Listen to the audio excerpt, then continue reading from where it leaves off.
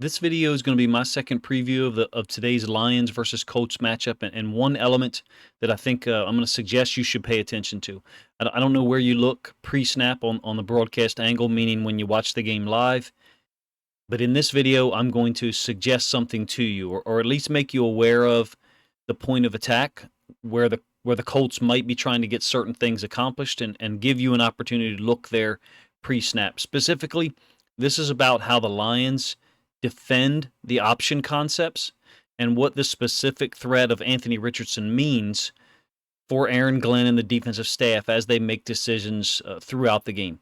Basically, what calls to use, what adjustments, what techniques to ask the edge defenders, defensive end, outside linebackers to utilize if and when Shane Steichen and the Colts offensive staff start to utilize Richardson as a runner.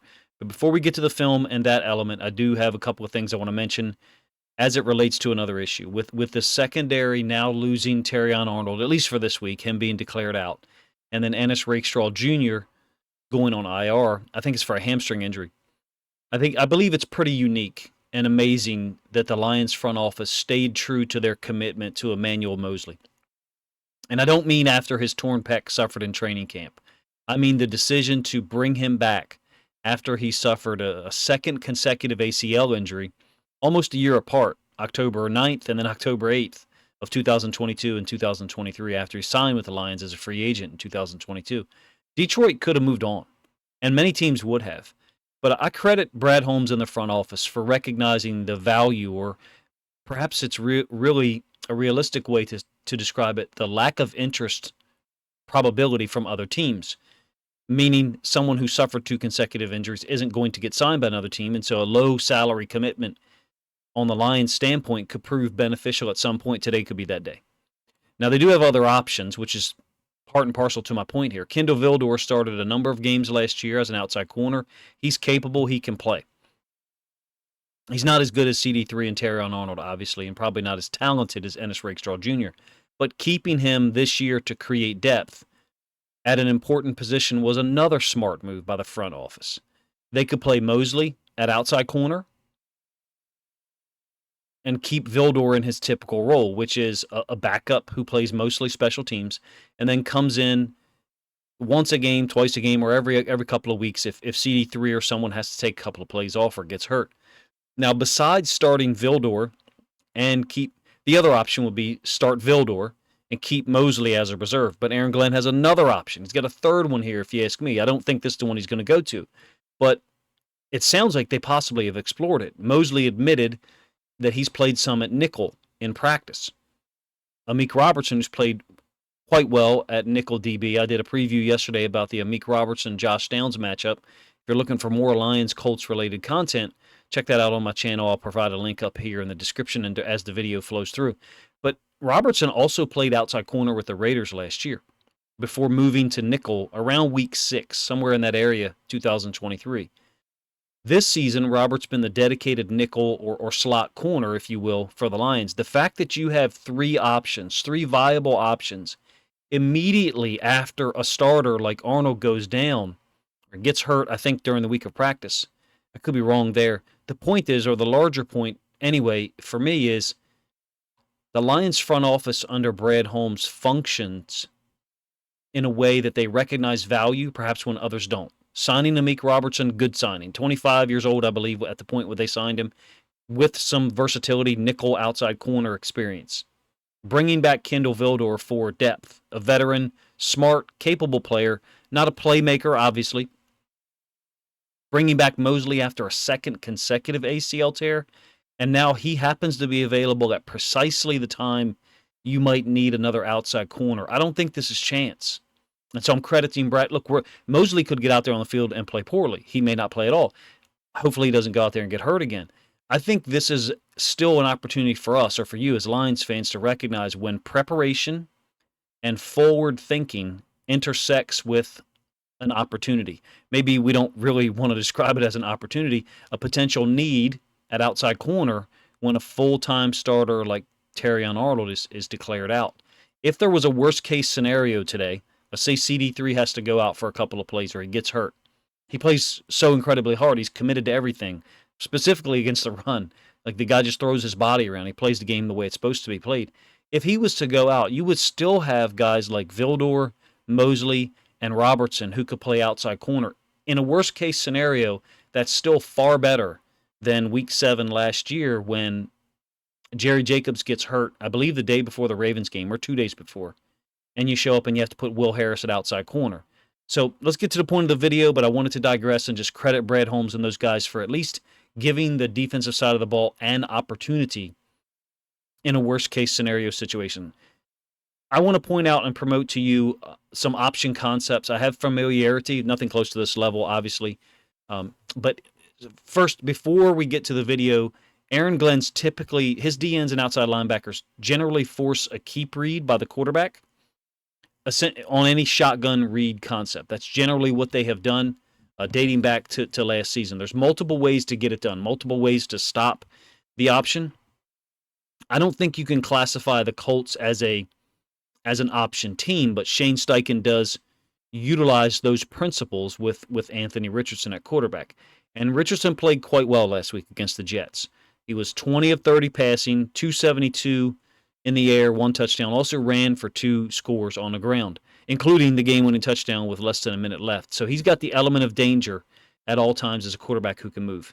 This is how Aaron Glenn typically had his guys respond to option concepts. So pre-snap, let's take a look, or give you a hint, suggestion to take a look at the defensive end to the side of the running back, number 1. Number 2, what's the tight end or fullback opposite the running back?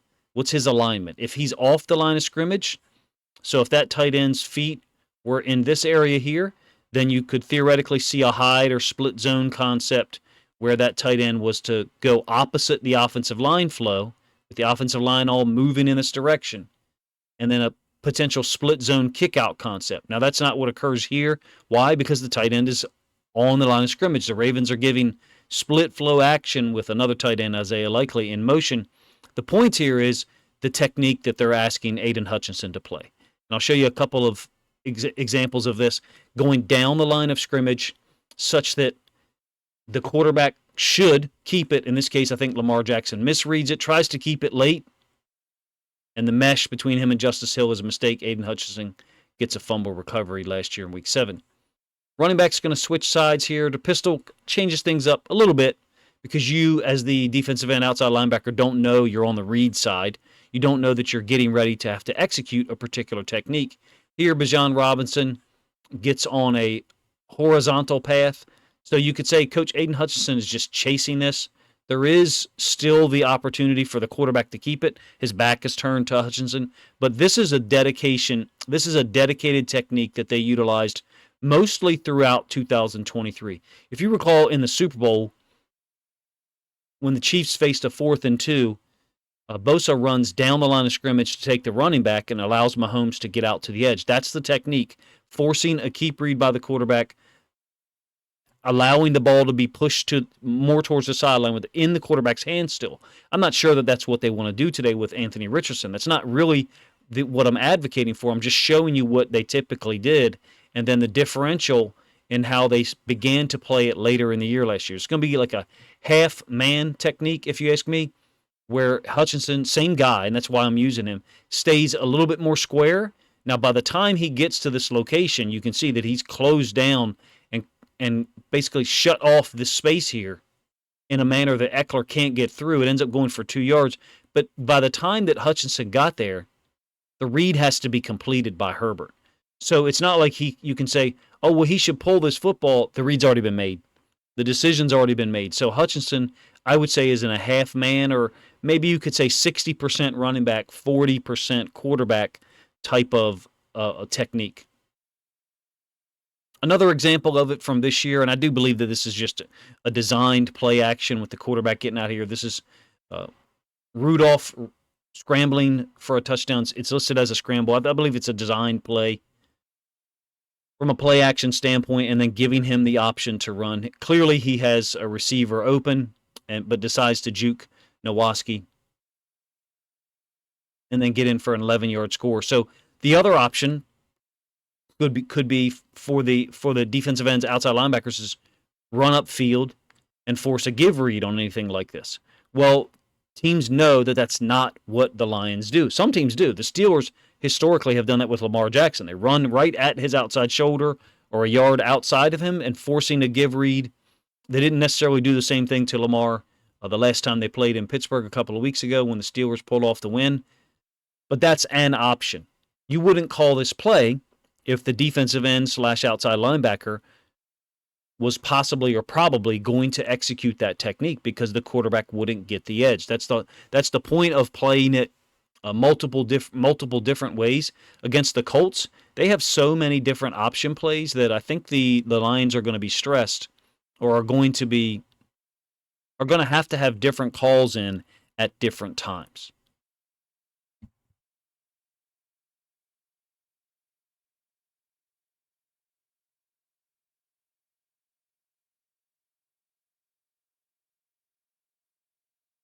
One last thing on option concepts. If you do, in fact, misread it, and I really don't think this is a misread by Lamar, but you're taught as an option quarterback to follow the dive back if you misread it.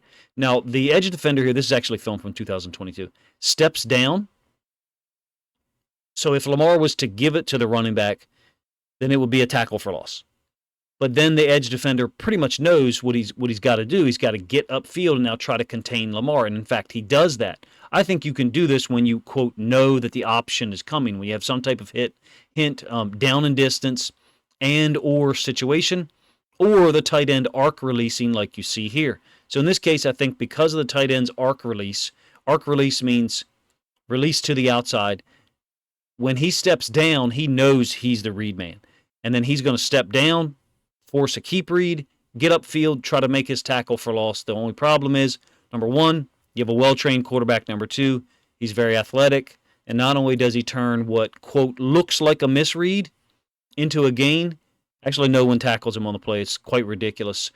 Anthony Richardson isn't this type of athletic, but the point of an option quarterback being trained in that manner every day is if you misread it, you can still respond in a way that doesn't produce a negative yardage play. You can still gain 2 or 3 yards. Obviously, Lamar gained more than that in that situation. So how committed are the Colts to running the football, to running option concepts? Well, first of all, the first play of the game last week against the Jets, they ran the ball. And they ran option concepts 3 times on the first drive, twice on the second drive, and once on the third drive, which I believe ended up being a third and out. And inside the 5, they were absolutely committed to running the football with Richardson in second and third down situations, try to punch it in. So I think they trust him in that regard a little bit more than to do possibly throwing the football in some of those 3rd and 4, 3rd and 5 situations, specifically down near the goal line. A lot of 11 personnel option concepts. Either this is a called keep or it's a misread by Anthony Richardson. I tend to think that this is a called keep because of the motion factor. Ace Gunn out of 11 personnel. Downs is the motion man, so he's going to motion, and then he's going to become the pitch man. Richardson has a mesh with the running back and then flows to the same side, so theoretically he could pitch the football late. This is the read man. You will get the end zone angle here in a moment, so you can confirm it for yourself. I think it's either a misread or a called keep for Anthony Richardson. But that's another benefit to teams that do run the option, is you can make something look like an option play even though it's not. So read man right here, I think it's Clemens 72. And if you are reading him, number one, the tight end is stepping down and then arc releasing out. So pretty cool little adaptation by the Colts. I think it's quite obvious that should be a give read. If you were in fact reading it, you've got 5 offensive linemen. Theoretically, running back would be the 6th guy, the ball carrier, against 5 defenders for the Jets into the boundary. You like your chances there.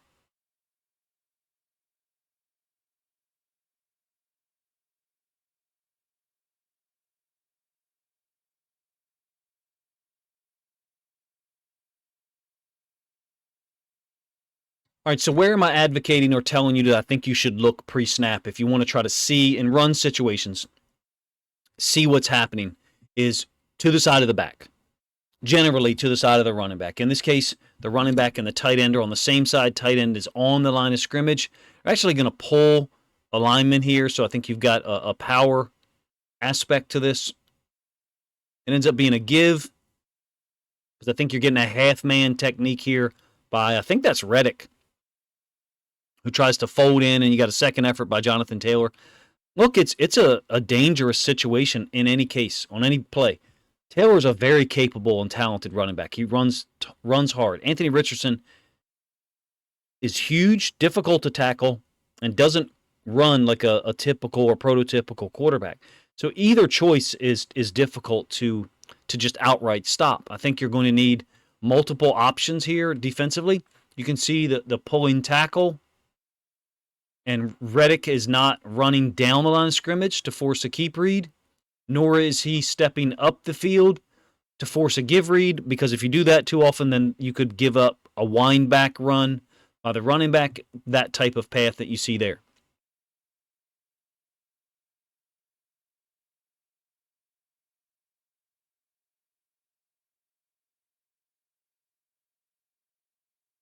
Same play from the All-22 one more time so you can get an idea of where they're oftentimes running it. It's oftentimes into the boundary.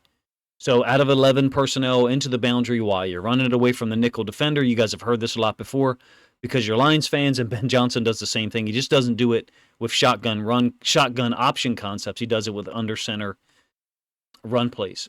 Ball on the right hash, running back on the opposite side.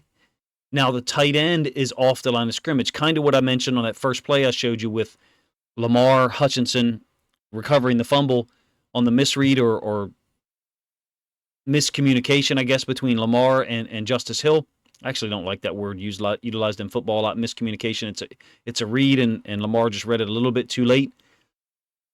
But here you've got tight end flowing right to left for the offense, bottom side to top side for us.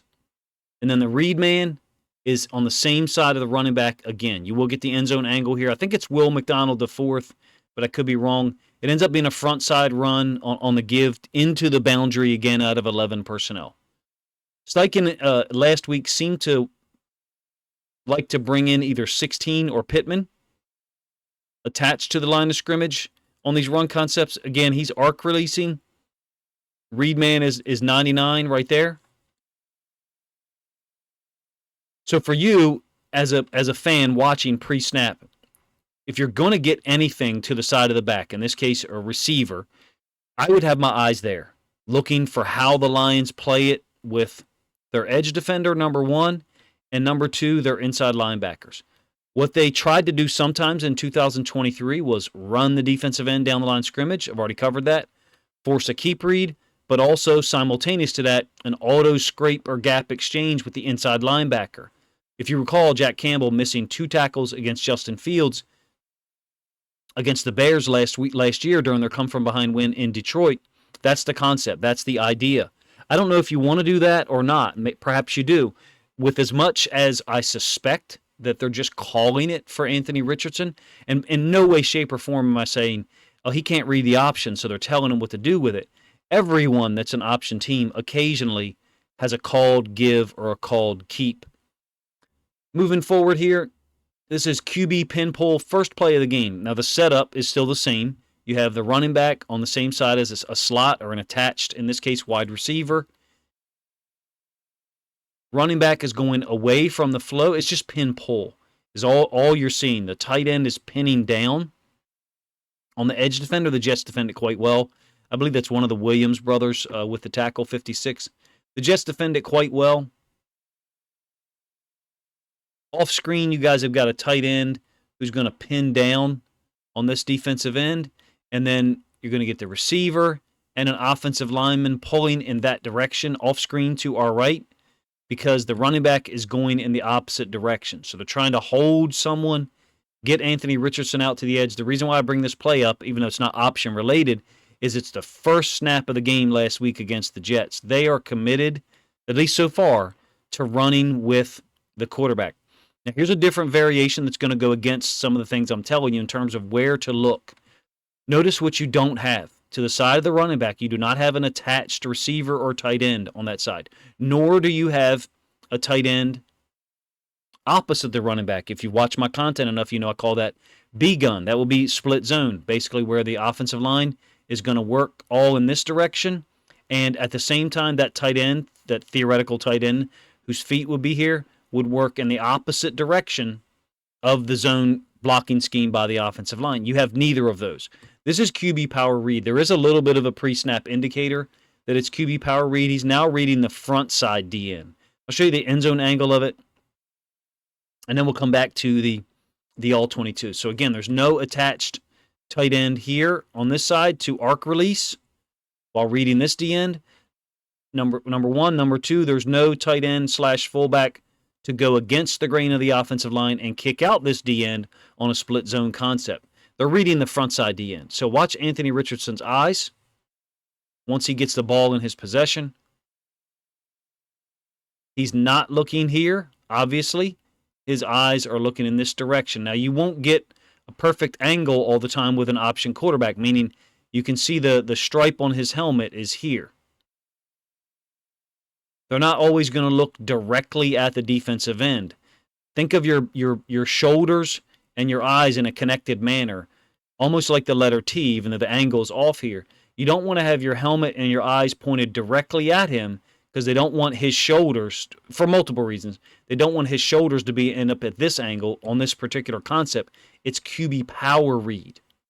So the first element here is the horizontal threat. In this case, the running back. If you were to run the defensive end down the line of scrimmage here, then he would give it. So that's the difference. And that's a credit to any quarterback at any level to be able to invert the read. We would call this an inverted read because the first threat isn't the dive threat. That's actually the second threat, the quarterback. The first threat is the horizontal or outside flow concept versus a typical option, the ones that I've shown you, I think, so far. The first threat is the downhill option, the running back. And the second threat is the quarterback keeping it to the outside. This inverts it or switches the order. Number one. Number two, it also switches the side of the read. So the running back's feet originated over here, and the read man is on the other side. QB power read.